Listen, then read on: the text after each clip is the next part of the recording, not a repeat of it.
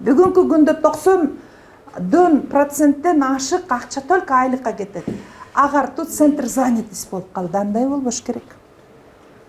Зато музыкалык инструменти жок, зато спорт инструменти жок, зато химиялык лабораториясы жок.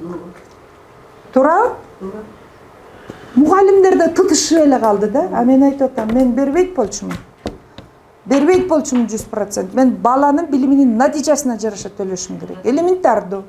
Сиз магазинге барганда же базарга барганда кандай продуктун алгыңыз келет? Кандай кыласыз? Содалашасыз. Карайсыз. Бул жерде мына ошону сурашыңар керек. Бүгүнкү күндө мисалы үчүн азыр айыл өкмөтүнөн, акимден, мугалимдин айлыгы канча жогорулады? 100%. Натыйжа бересиңер деген. Мен айттым.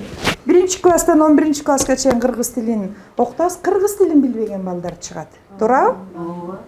1-класстан 11-класска чейин орус тилин. Мен азыр бала бакчадан баштап 12-класска чейин англис тилин киргиздим. Биз глобалдык экономиканын бөлүгүбүз. Кыргыз тил абдан жакшы, кыргыз тилде бар, бирок аэропорттон ары орус тилинде жок, эч ким жок. Дарылангандын баары эмне?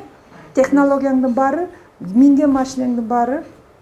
Эгерде аны билбесе, көчө шыпыргычтан башка же репродуктивный эң төмөнкү айлык алган кызматтан башка иштей албайт.